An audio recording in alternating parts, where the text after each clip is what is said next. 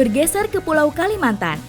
Kali ini Rani Patricia akan diuji nyali berhadapan langsung dengan salah satu hewan buas. Masuk ke wilayah reptil pemangsa tentu membutuhkan nyali besar. Saya sama Bang Berto, hari ini kita mau bertamu ya Bang. Ini udah sampai di depan pintu rumahnya, kita juga udah bawa oleh-oleh untuk yang mau kita datengin rumahnya. Buaya-buaya di sini diberi makan seminggu 2 kali. Sekali makan, dapat menghabiskan 2 ton daging sekaligus. Di balik pagar ini merupakan kumpulan buaya yang sudah 3 hari menahan lapar.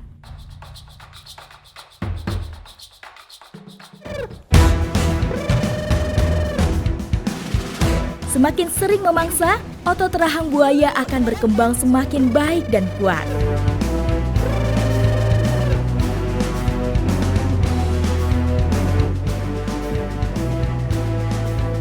Cara ngasih makan buaya ini ada 2. Jadi pertama dilempar ya Bang dari pintu kalau memang di dalam kandangnya semuanya air. Tapi kalau ada daratan kita bisa bawa masuk ke kandang buaya.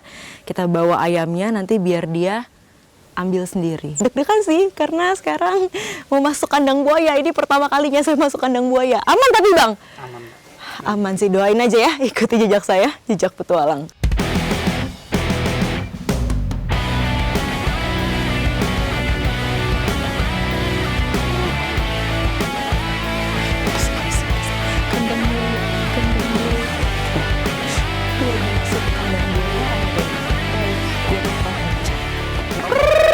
Oke, buayanya jadi ngumpul di pojok sana semua karena tadi lihat kita, jadi mereka semua ke ujung.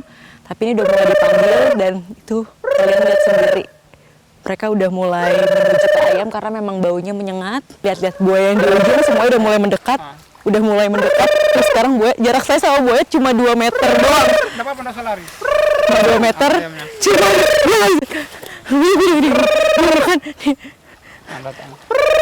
semuanya pada datang makan ayamnya. Oke, mereka udah mulai rebutan.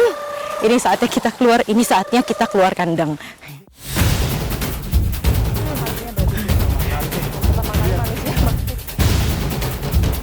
Reptil purba ini bergerak sangat cepat pada jarak pendek.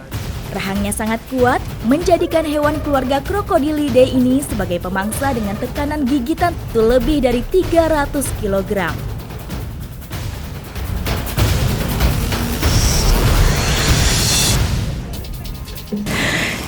Di sini total buayanya ada berapa ekor, Bang?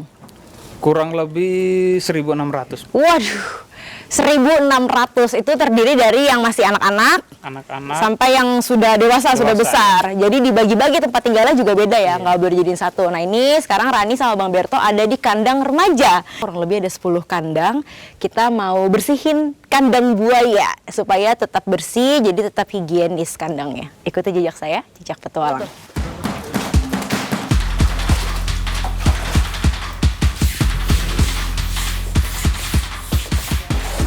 Di setiap kandang itu pasti ada 2 kolam ya Bang. Berarti sistem bersihinnya yang benar gimana Bang?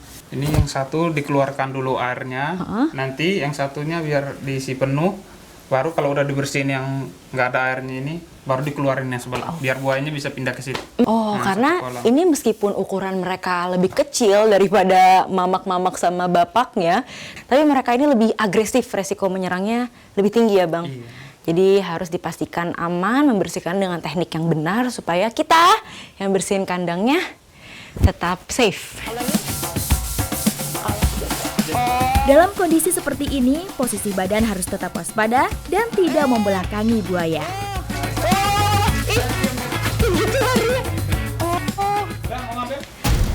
Bang, Langsung kayak muncul. itu kan suaranya. Kalau buntutnya Bang? Gak apa-apa, pukul aja. Oh iya loh. Wow. Masuk.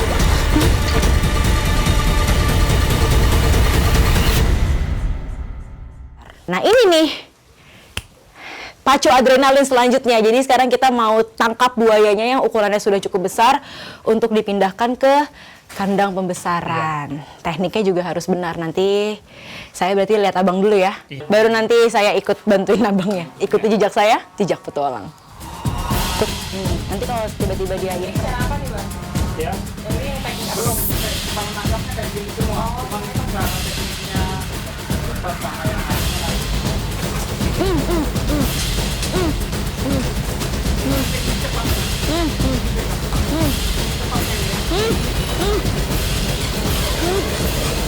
Siap.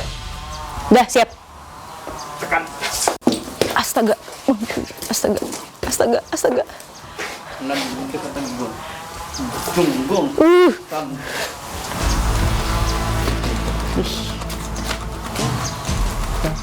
Oh dia diam kalau moncongnya takut itu. Nah ini jadi kunciannya buaya itu ada di moncongnya. Jadi setelah moncongnya diikat kencang, nggak bisa kebuka lagi, sudah nih dia nggak agresif lagi ya.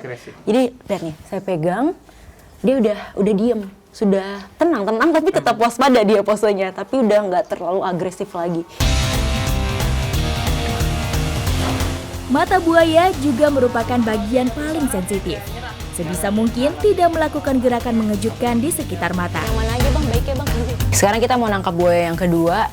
Ini ingat ya, ini nggak boleh sembarangan ya Bang Berto. Nanti kalau ketemu buaya main tangkap aja. Tapi saya didampingin oleh memang pawang buaya, jadi sudah profesional. Oke Bang. Oke. Ini tadi saya udah masukin ke moncong bagian atas, terus juga udah kenceng. Sekarang tinggal kita tarik ya Bang. Ya tarik ke sini. Kita tarik ke sini. Tempatnya yang lebih aman.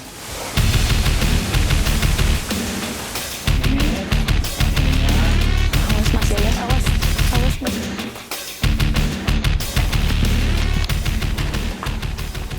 Sekarang kita bawa ke sana ya Bang ya? Iya. Ikuti jejak saya, jejak petualang. Bikin lagi.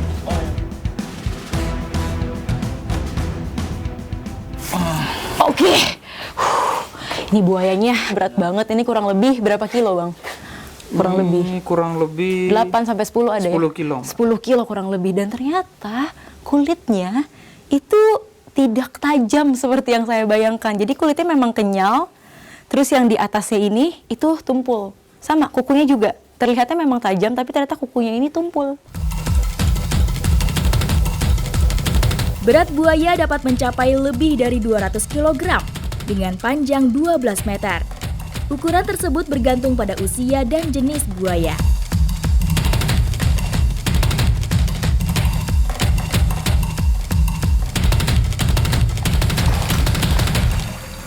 Sekarang sudah sampai ke kandang pembesaran. Tadi nangkepnya aja kan udah ini ya, udah riwah gitu, udah ramai. Nah ini sekarang kita proses ngelepas talinya, baru nanti dia bisa berenang ke kolam. Hei Bang, bagaimana cara Bang?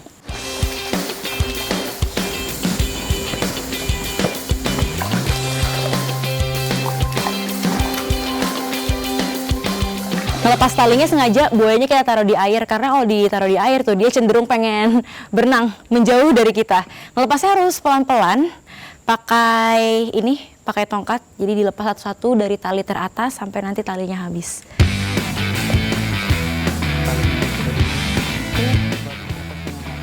Buaya selanjutnya akan dikarantina untuk dipindah ke kandang alam agar bisa berkembang biak.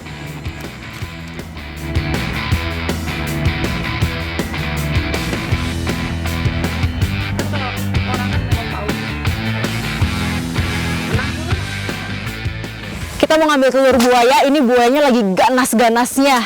Ini sarangnya, jadi kita harus usir dulu buayanya supaya dia menjauh, baru kita bisa ambil telurnya.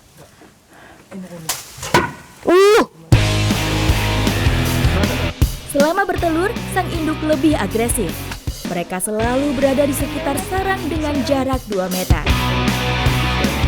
Dia udah masuk ke dalam kolam, jadi sekarang kita harus bergerak cepat, masuk cepat sebelum dia kembali lagi. Ayo Bang, ayo Bang.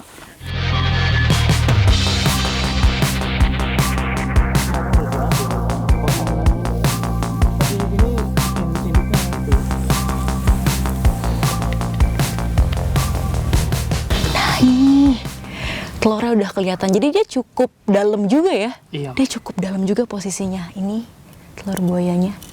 Hati-hati ya Bang, begini bener? Iya, begini. Nah, ini. Jangan dibalik Mbak, jangan digoyang gitu aja ya. Ini dia telur buayanya. Telurnya itu lonjong, tapi kita harus hati-hati banget, gak boleh dibolak-balik supaya nanti dia di dalamnya tetap pada posisinya.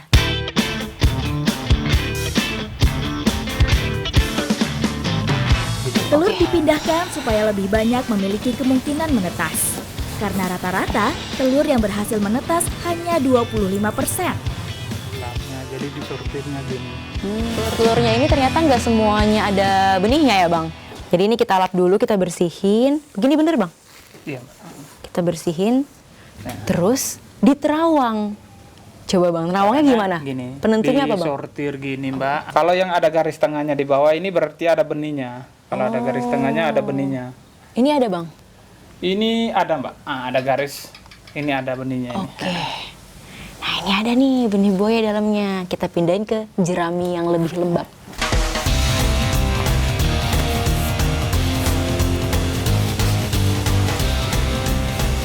Oke. Terawang ya Bang? Nah ini nerawangnya memang harus tinggi begini ya Bang, supaya kena sinar matahari. Jadi kelihatan jelas itu ada benihnya atau enggak. Kalau ini gimana Bang? Nggak ada, kayaknya kosong, ini nggak ada garis tengahnya. Ada. Oh, Nah, itu kosong. jadi dia itu kalau di dalam yang nggak ada benihnya itu nggak ada kuning telurnya. Kuning, ya. Jadi warnanya putih semua. Ini harus dipisahkan tempatnya. Campuran jerami dan aluminium foil yang sudah dihaluskan ini menghasilkan suhu hangat seperti tanah. Bahkan teksturnya lebih lembut sehingga tidak merusak cangkang. Supaya kondisinya sama persis kayak dia di tanah, ini kita harus membuat seakan-akan dia masih di dalam tanah ya Bang Berto. Iya. Jadi kelembapannya, terus suhunya harus dibuat persis. Nah, untuk pertama, kita pakai jerami yang dicampur semacam aluminium foil, terus dikasih air sedikit supaya dia tetap lembab. Ada yang buaya ini.